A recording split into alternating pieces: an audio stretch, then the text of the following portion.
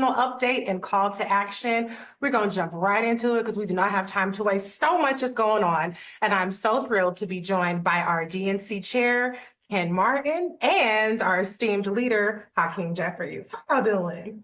Good to be with you. We're doing great. We're doing awesome. Thanks for doing this, Reese. Thank you for having me. Okay, listen, breaking news. We in danger. America.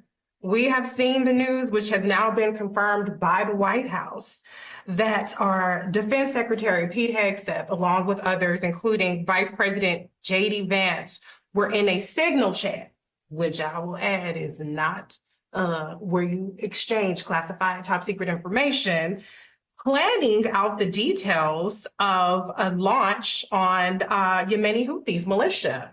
That happened for a course of several days, including hours. And the reason why we know about this is because they accidentally added Jeff Goldberg from The Atlantic. So I just have to say, what is going on? What are we going to do about the fact that this kind of top secret information is being exchanged out of the proper channels? It's a great question. It was an extraordinary breach of protocol, jeopardizing America's national security. But I think what it highlights is that this is an administration filled with incompetent and unqualified individuals. At the same time, they want to gaslight the American people and say they're all about merit. They're not about merit, which is why the attacks on diversity, equity, and inclusion are all phony. Because at the end of the day, diversity, equity, and inclusion are about making sure everybody has an opportunity to be able to allow their God-given talent and ability to be utilized free of discrimination. Mm-hmm. So this group wants to lecture America about merit, and Pete Hegseth is the most unqualified defense secretary ever in American history. And now that incompetence is jeopardizing America's national security. So in the Senate on Tuesday, there's going to be a hearing, which will be open and available to the American people, held by the Senate Intelligence Committee. And then on Wednesday in the House Intelligence Committee will have a hearing led on our side by Congressman Jim Himes to get to the bottom of what happened, why the heck did this happen, and of course, how do we prevent this type of breach from ever happening again, and exploring what the consequences of this failure should be. Right. Now, I agree with you that there's incompetence, because how do you add an editor to your signal chat?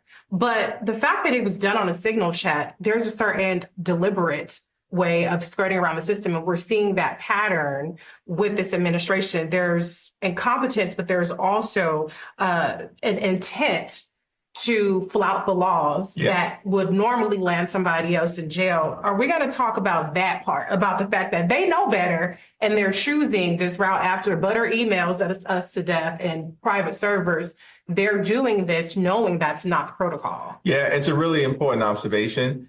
And I think what we are seeing from this administration to be comprehensive is that there's incompetence and then there's arrogance. There we go. And the arrogance piece of this relates to believing that they're above the law and they're above the norms and they're above the standards that every other administration has been held to and lived by in the best interest of the American people. So certainly in the context of the hearings that are going to take place tomorrow and Wednesday on the Hill, which is just the beginning of a march toward accountability. Right. And let me just say, as a Minnesotan, Pete Hegseth is the worst export from Minnesota that we've ever seen, right? And let me be honest about something. His actions, his very undisciplined way of communicating put Americans' lives at risk, right? And he needs to either resign or be fired, because at the end of the day, I want you to think about what these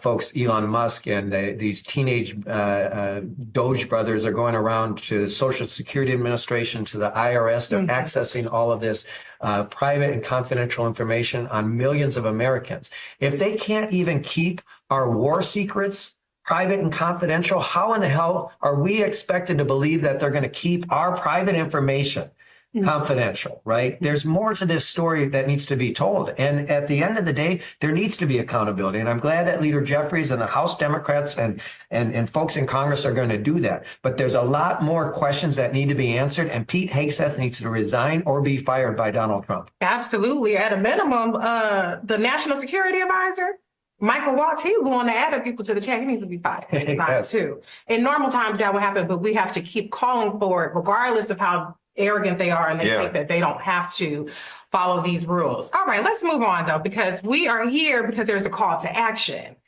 Project 2025 is in full swing. Obviously, they're racking up the wins, but I want to call this Project Next 8 Days because there are special elections happening. And there are also, I should also mention, there are municipal and statewide elections happening across the country. Louisiana has some big constitutional amendments up that are going to be voted on. But there needs to be a particular focus on 3 races in particular we want to highlight, which is the 2 congressional special elections, as well as Wisconsin. So Chair Martin, I want to throw to you first.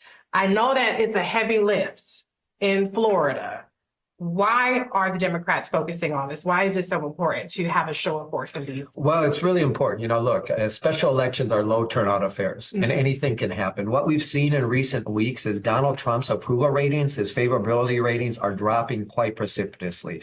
As a result, what we're seeing is independent voters who are moving our way and even Republicans who are pissed off and frustrated by what they're seeing out of this administration who promised they were going to lower people's costs, make their lives more affordable, improve their lives. They haven't done anything except focus on making more billionaires more money. At the end of the day, these races, I've seen us lose special elections we were supposed to win, and I've seen us win special elections we were supposed to lose, meaning that anything's possible right now with what we're seeing. Now, look, the 3 races are very important. We have to win that Wisconsin Supreme Court race. And, you know, there's a lot of energy on the ground right now in Florida 1 and Florida 6. So what I would encourage people to do if they want to take action right now is to text 43367, text volunteer to 43367, and our team will send you specific instructions how you can engage from the comfort of your home to help our Democratic candidates, both in Wisconsin and in Florida. It's a critical time right now, and anything's possible. Right. Yeah, Reese, these are incredibly important races. And as Ken indicated, the landscape in Florida is tough because these races were chosen for a reason in terms of the Republicans who left these seats. These are deep red Republican seats in Florida, a state, of course, that has been moving against us in recent years. In Florida 1, I think Donald Trump won by 37 points. In Florida 6, the other congressional race, Donald Trump won by about 30 points. So these races shouldn't even be on the board in terms of being competitive, but they are because of how extreme Donald Trump and Republicans have been. Right. And so I think we have to keep our foot on the gas pedal, and then we'll put it in the hands of the voters. At minimum, I'm confident we're going to see Democratic overperformance, which in and of itself lays a foundation for us to be able to build upon when the next special election takes place. And so people who are looking for activity to engage in, certainly as you indicated, project over the next 8 days to get there. I like that. We're going to get there Go ahead. on April 1st is incredibly important. In Wisconsin, that's a 50-50 race because we know Wisconsin's a 50-50 state. And we have a strong Democratic candidate. Whoever wins is going to determine who has the majority in the Wisconsin Supreme Court. Why is that important?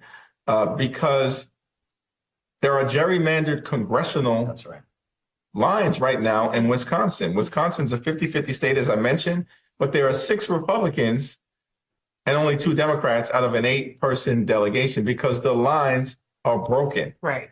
And as soon as possible, we need to be able to revisit that and have fair lines. The only way for that to be even a significant possibility is if you have an enlightened Supreme Court. And so, you know, I think that's an incredibly important race. Elon Musk is spending millions of dollars, but that Supreme Court seat is not for sale. And the people of Wisconsin have increasingly made that clear. And we've got to run through the finish line. Yeah, yeah. But we also must speak some truth. There is a lot of energy, angst. There's a degree of demoralization. Terrence Woodbury of Hit Strategies has done some autopsy polling and kind of getting voter sentiment right now. Yeah. And Dems are not happy. I mean, people were on my head when I announced it, and I was like, I'll squabble up. I'm not elected, okay? I like the tussle, so I know you guys have to be feeling it. How do you get through to people who want you to show them first before they get activated? Because it's a little bit of a circle. If they don't activate and vote, you're handcuffed in the Congress. And if you don't act in the Congress, then they like, I ain't got nothing for you. Don't ask me for $5. Don't ask me to text anybody. So how do we bridge that gap? Because the cart before the horse is all messed up right now. Yeah. Well, it's definitely, I mean, from our standpoint, it's all hands on deck. And first and foremost, from the House Democratic standpoint, is that we have these very important legislative fights that we have to win. And first and foremost is the Republican effort to try to jam the largest Medicaid tax cut down the throats of the American people in our country's history. Children will be hurt, families will be hurt, women who rely upon Medicaid, almost half the births in many parts of the country are Medicaid related births in terms of health insurance. So women will be hurt. Older Americans who rely upon Medicaid for nursing home care and home care will be hurt, and everyday Americans with disabilities. And every single House Democrat strongly opposes these Medicaid cuts. Right. Every single House Democrat. And every single Senate Democrat voted against these Medicaid cuts at the end of February as well. We're in total alignment. And we've got to keep the pressure on the Republicans because we only need 3 in the House to actually do the right thing by the people that they represent. And we can stop this Medicaid cut from taking place. Just like in 2017, we stopped Republicans from repealing the Affordable Care Act. That's exactly right. And, look, at the end of the day, I'm proud of what our Democratic attorney generals are doing right now, right, to take the fight to Donald Trump and to file these lawsuits. Democratic governors and Democratic mayors and elected officials are creating safe spaces for targeted communities throughout this country right now.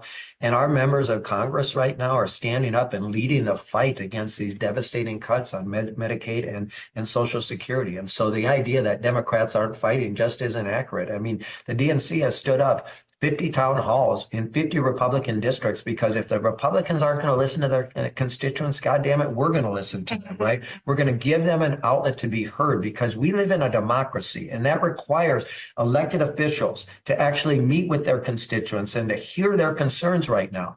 We were just up in Bethlehem, Pennsylvania, Congressman Raskin and I and others. We heard from constituents loud and clear right now the devastating impacts on their own community and their lives. And what we need to do at this moment is both show the American people, and I'm proud of Leader Jeffries and the Democrats in the U.S. House for standing up and showing them that we're going to fight back. We're going to resist the extremes of this administration, and we're going to fight for our values. But at the end of the day, Reese, we need to focus on winning, which is why we are fiercely focused on making sure that we win back the U.S. House of Representatives and make Leader Jeffries Speaker Jeffries. Why?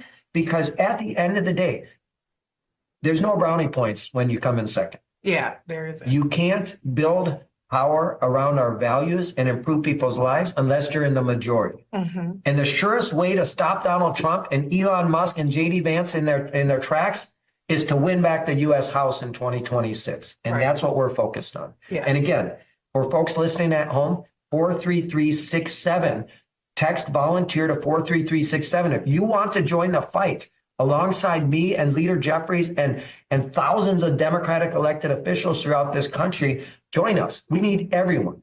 It's not up to Leader Jeffries alone, or Ken Martin alone, or Chuck Schumer alone, or anyone else alone. It's going to take all of us to actually chart a new future for this country. Ken makes an important point. It's all hands on deck. And, the battle is in the Congress. The battle is in the courts. The battle is for the hearts and minds of the American citizenry.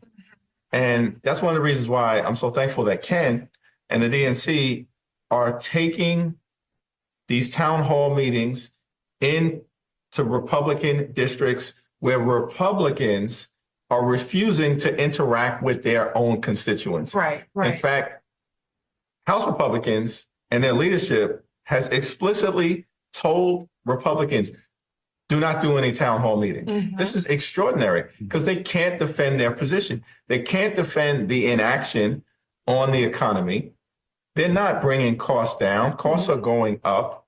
Inflation is going up. Yeah. And Republicans are crashing the economy in real time and hurting everyday Americans who are paying the price. They can't defend their record on health care because they're trying to take health care away from the American people by devastating Medicaid, ending it as we know it. They certainly can't defend their record on taxes because all of this is being done. We want to cut Medicaid. We want to cut Social Security. We want to cut nutritional assistance to hungry children. Yeah. We want to cut veterans benefits so we can pay for massive tax cuts for Elon Musk and extreme MAGA Republican donors. They can't defend their record. Yeah. So what the DNC is doing under Ken's leadership, partnering with House Democrats, is that we're taking these town hall meetings all across the country, in blue states, in purple states, and in red states. I think it's important. I think it's brilliant to go into red districts, but I'm glad that you added the blue and purple states too, because we've seen a tendency for Democrats to try to go after the conversion vote, the swing vote, and not necessarily cultivating the base as much as possible.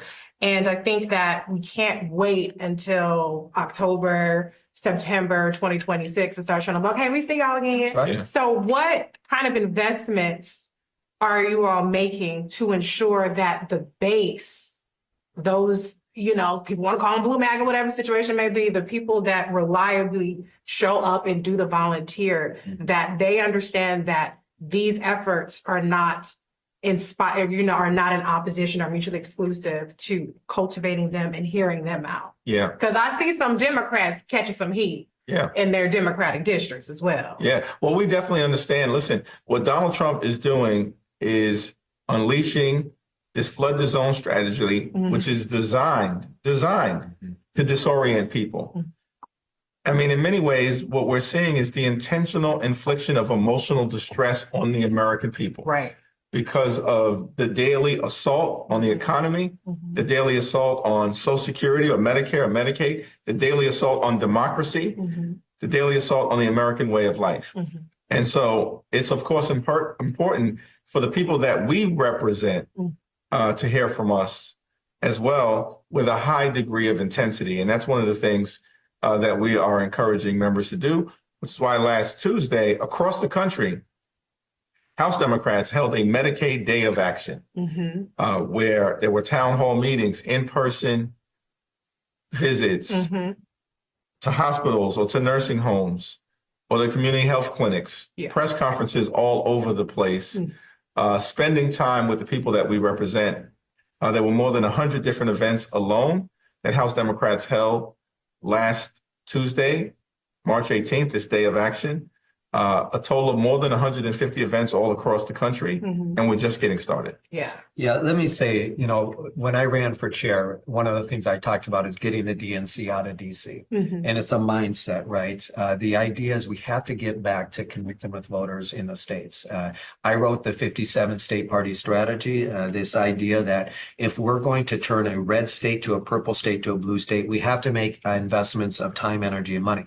But that's true of blue states as well. There's no such thing, Reese, as a perpetual red state or a perpetual blue state. And you see our own indifference over the years of actually investing in base communities and base areas has seen an erosion of Democratic support there, right? Definitely. So we have to organize everywhere. That's my whole motto is when you organize everywhere, you can win anywhere. And we have to start changing how we approach politics, because one of the things you hit on is where we have gotten beat over the last probably 5 to 10 years is the Republican Party's campaign all the time. We show up 3-4 months before an election. Mhm. And the first conversation we have with voters is, of course, asking them to do something for our party and our candidates, which is to vote for us. Right. That should be the last conversation after we've earned the right to ask them for their vote. The first conversation we have with any voter in any community should be, what are your hopes and dreams for your community? What are your hopes and dreams for your family? We then build support around shared values, and eventually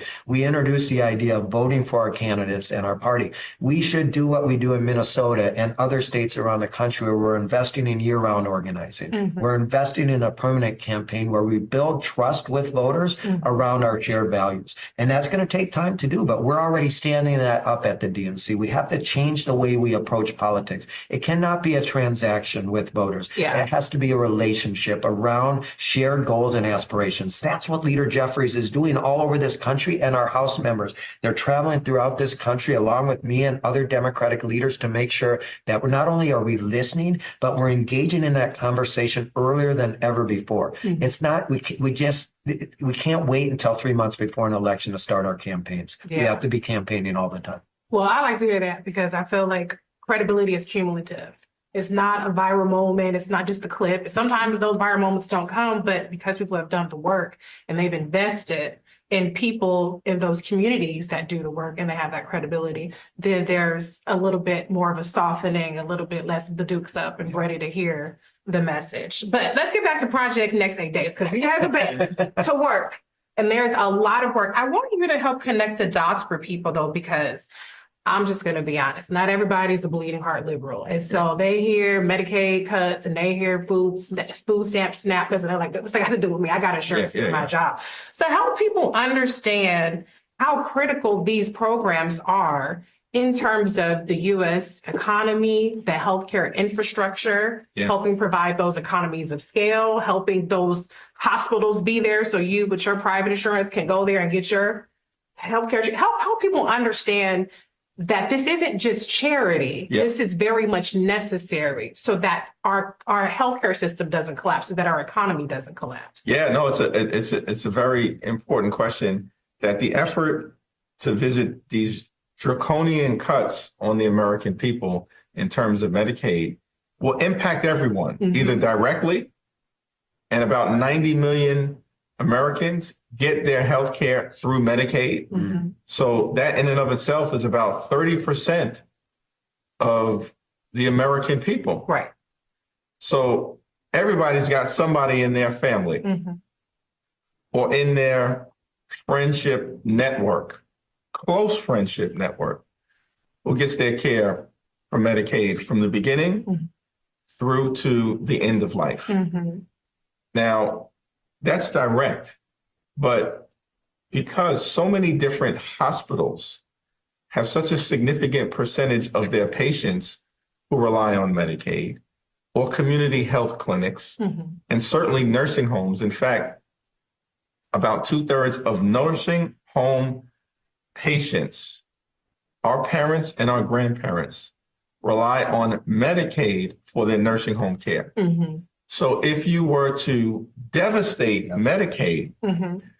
what's going to happen is that hospitals will close Mhm. in your community. Right. Nursing homes will close in your community, even if your parents or grandparents aren't on Medicaid Yes. because they may have private insurance or whatever the case may be. Mhm. If your nursing home closes down, there's nowhere for you to go. Right. Right. If your hospital closes down, there's no care for you to receive. If your doctors leave town, Mhm. there are no primary care physicians to take care of your children. Yeah. So it impacts everyone. Mhm. And that's one of the reasons why this fight is so important. And this is a clash of visions. Mhm. Do we want an America that works for everyone? Mhm. That's the Democratic vision. We want an economy that's affordable, where people can not just survive, but thrive. Mhm. Mhm. Not simply get by, but get ahead. Yeah. That's our vision. Mhm. That's the America that we're fighting for. Mhm. An America where everyone has access to high quality health care, and an America where you have a fair tax system, Mhm. where millionaires and billionaires are paying their fair share, and that everyday Americans actually can rely upon a tax code that works for them, Right, right, right. not just for the privileged few. That's what this fight is all about at the end of the day. Not simply who's got the gavel, who doesn't have the gavel, but what are you willing to do with that gavel? What is your vision for America? We're seeing that the Trump vision, the Republican vision, it's all about the wealthy, the well-off, and the well-connected. Right. Not everyday Americans, not working class Americans, not the poor, the sick, the afflicted, not middle class Americans. And those are the people that we're going to fight for as Democrats. Yeah. That's right. Well, and let me just say, I mean, I think, that is a question, and that's whose side are you on? Right? Are you on the side of the billionaires and the people who already have so much, the wealthy corporations? Or are you on the side of the people who are just hoping to make it in life, to Leader Jeffrey's point, to actually get ahead, right? To maybe save enough money so they can take their kids on a vacation or send their kids to college or retire with dignity or to afford health care, right? I'll tell you a very personal story from my life, right? My mom was 15 years old when she had me. She had 4 kids by the time she was 20, and she struggled mightily. We were very poor and we were in and out of shelters. And at the end of the day, there wasn't programs like Medicaid. I wouldn't have received health care as a young boy, right? And I don't know if I'd be here. If there weren't programs like SNAP to provide nutrition assistance and food assistance, right? I don't know if I'd be here. And I don't deem it charity, right? We have an obligation to help the least amongst us, to make sure that everyone has an opportunity to succeed in life. That's the American dream, right? What are we really fighting for? The American dream. As Democrats, we know that dream is not afforded equally to everyone, that there are structural barriers and systemic barriers that stand in the way. And our job as Democrats is to remove those. So young people like me, as a young boy, have a chance to succeed. I won't be sitting in this chair right now without a community that gave a damn about me and my family. That's what we're fighting for. It's not charity. Yeah. At the end of the day, what it is making sure that we're not leaving anyone behind. Everyone in this country deserves a chance to succeed and to achieve their dreams. That's what we're fighting for as Democrats. Yeah, without a doubt. So specifically, what's on the agenda this week? So, Next 8 days, Project 8 days. right. Well, we just got back to Washington. We had a district work period. We were all across the country last week. And the Republicans are picking up where they left off, which is to try to jam this reckless budget down the throats of the American people. And right now, the House Republicans are in a fight with the Senate Republicans because they can't figure out who wants to be more extreme. Right, exactly. Right, at the end of the day. And this budget scheme, because that's what it is, a GOP tax scam, all about trying to reward donors like Elon Musk with a massive tax cut that they do not need or do not deserve. But in the process, to cut the things that matter from the American people and to take those cuts to pay for their tax scam. Yeah. And so over the next several weeks, perhaps over the next several months, what will preoccupy a lot of the legislative effort is going to be the back and forth battle. Republicans trying to jam their reckless budget down the throats of the American people, and Democrats in the House working with Democrats in the Senate to do everything we can to stop them. Okay. What's any part of everything? Yeah. Well, listen, I think the big piece is going to be that, as Abraham Lincoln once said, public sentiment matters. Okay. Yeah. Okay. Public sentiment matters. With it, nothing can fail. Without it, nothing can succeed. And the Republicans are on the wrong side of the American people on all of these issues. Yeah. On the economy, on Medicaid, on healthcare, on veterans, on creating a real opportunity, as Ken indicated, to pursue the American dream. And part of what we have to do, and we have a saying in the House of Representatives inspired by Speaker Emeritus Pelosi, don't agonize, organize. Right? And every day, every week, every month, we've got to organize around the things that matter. Yeah. The congressional battle, certainly in court. And it's important, Reese, to point out that Donald Trump is not winning in court, he's losing. Right. That's right. Thanks to Democrats fighting him in court.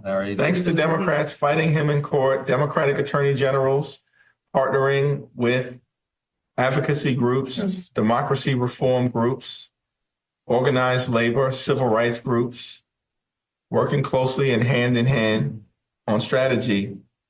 but Democrats on the Hill. Mhm.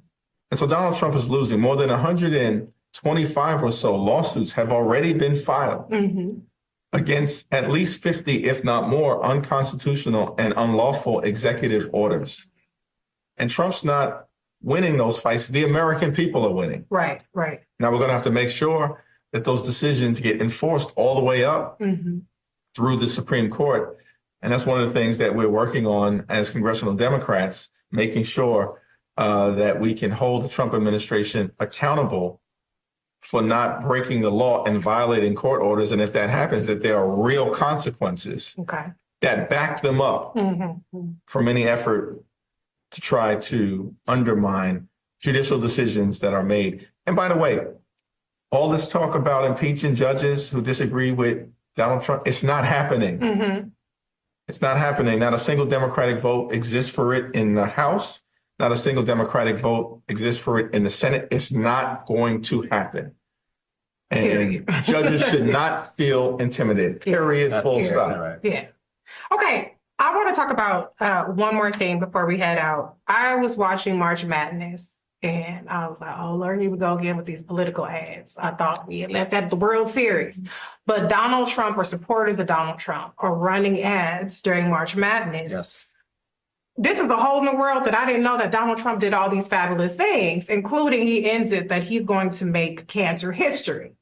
When we know that the Republicans and DOJ and Congress, et cetera, are cutting grants for cancer research and attacking institutions.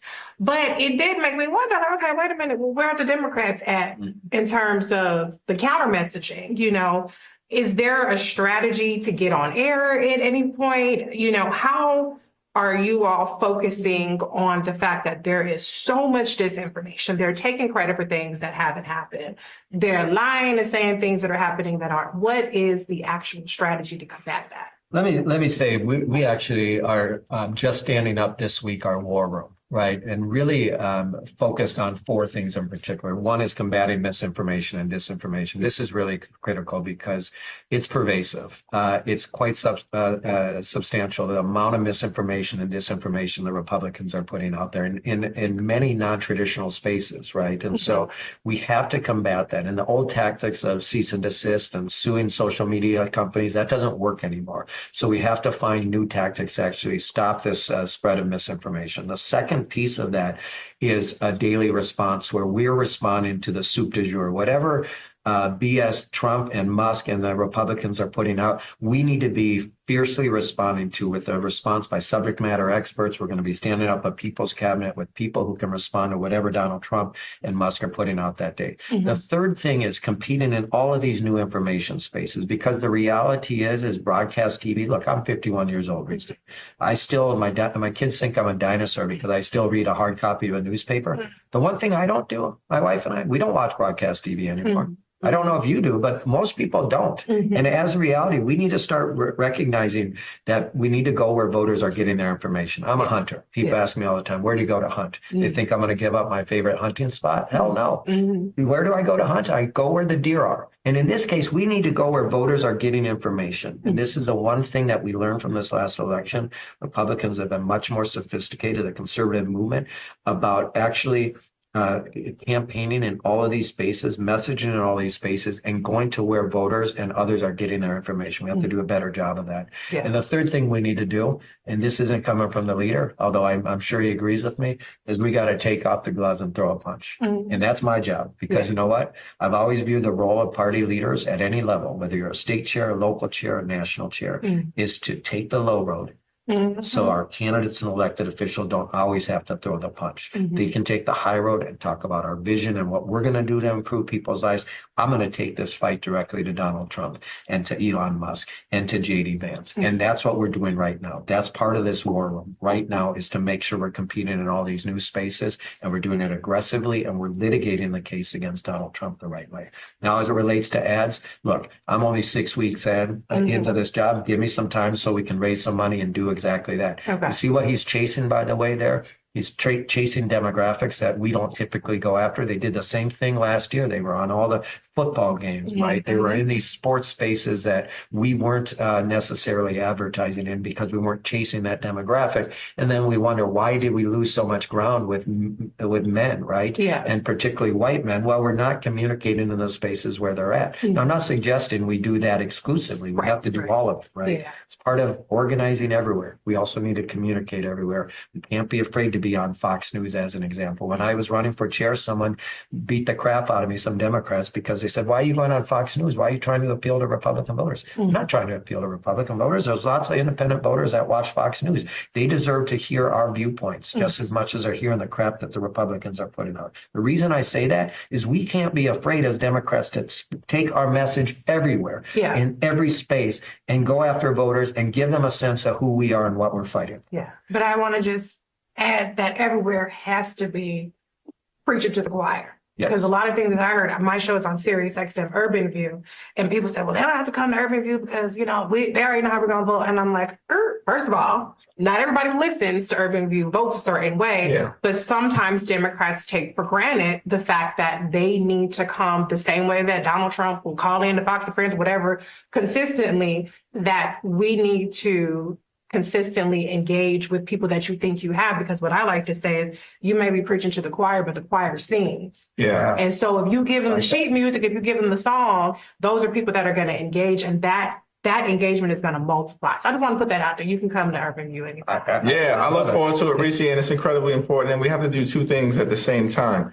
We have to energize the base, and we have to move swing voters in our direction. You got to do both. Yes. That's the only way we'll ever be successful as we move forward. Now, with respect to your question, in terms of why is Donald Trump running ads? He can't run again, no matter what he may think, right? He cannot run again. 22nd Amendment, the Constitution, is impossible to change, especially for that guy, right? It's not happening.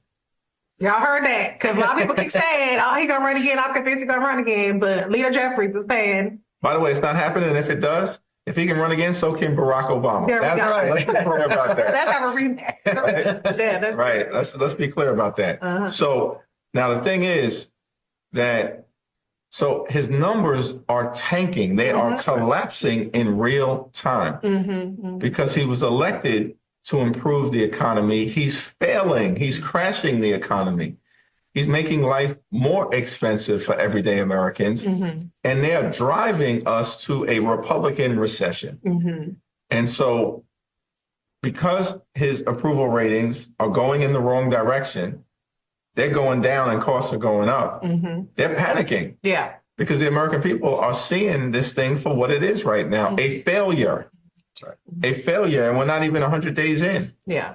And we're just going to, we're going to keep pressing the case on the economy, on healthcare, on taxes, press the case as it relates to the assault on our democracy and the American way of life. And we're going to do it in every possible forum. Yeah. So you'll see it on what we call legacy media, but you'll certainly continue to see it on new media, on podcasts, on YouTube shows, on series. Thank you. I was going to say, I'll bring the microphone. There you go. On satellite radio. Yeah. Okay.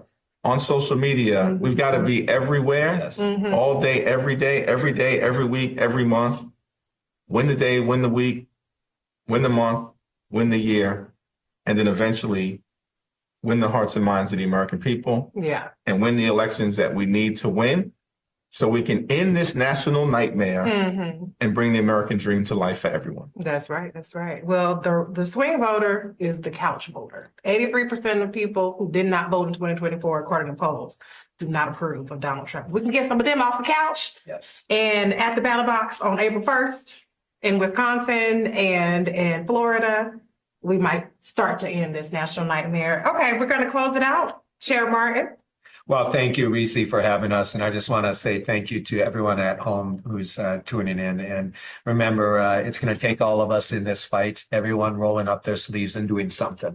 You don't have to do everything, but do something right now in this moment. You said there's 8 days left, and there is until this election. So again, I'm going to say, if you want to help us win in Wisconsin, that critical Supreme Court race, and you want to help us move the needle and maybe win those Florida races, text 43367, text volunteer to 43367 to help us out. And then what's after that? Then we build for the next elections. There's 100,000 local elections on the ballot throughout this country right now. School boards, city councils, county boards, mayoralships, you name it, right? In addition to the critical elections in Virginia and New Jersey and those constitutional amendments in other states, there's a lot on the ballot in 25. Let's not look ahead to 26. Let's use 25 to build our organization, to rev up our volunteers, to get them engaged in these races so that when we go into 26, and it's critical that we make Leader Jeffries, Speakers Jeffries, we are already humming along as a party and we're ready for the fight in front of us. So please join me in that. Thank you, Reese, for hosting us here today and for all that you do to get the information to the people live and clear and direct and powerful. So we appreciate that. And certainly, Ken, thank you for your leadership. I want to thank everybody for tuning in today, for your thoughts, for your ideas, for your inspiration, for your concerns, your critiques of kind of where we are and where we need to go. It all matters. And it's all important. Earlier this month, I had the opportunity to visit Selma for the 60th anniversary of Bloody Sunday. And what struck me about the situation is that John Lewis and all of those civil rights heroes and foot soldiers had no rational reason to believe that they could be successful. Right? In the heart of the bloody Jim Crow South, in one of the most racist counties, Dallas County, in Alabama. But they had courage, they had conviction, and they had character.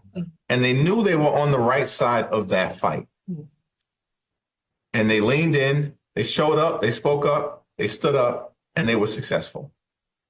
That's what the past has taught us whenever we found ourselves in a difficult moment, a turbulent moment, a backlash moment, which is what we're in right now. And so we look forward to working with everybody to show up, stand up, speak up for what we know is right. And we are going to get to the other side of this and continue America's march toward a more perfect union. That's right. Well, thank you, fellas. Thank you. Thank you. Thank you all for tuning in.